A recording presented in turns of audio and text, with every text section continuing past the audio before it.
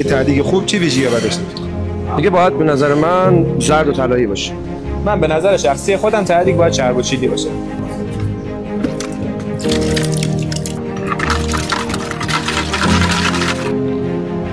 پودر کره؟ من پودر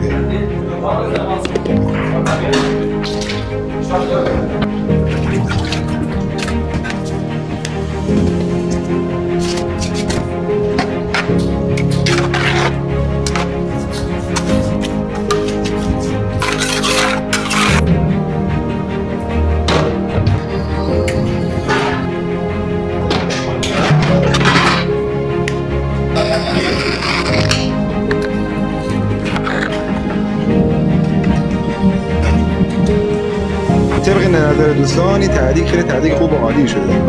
البته نظر ما نمی‌خواسته. چرا؟ بفرما. بخور بعد نظر تو.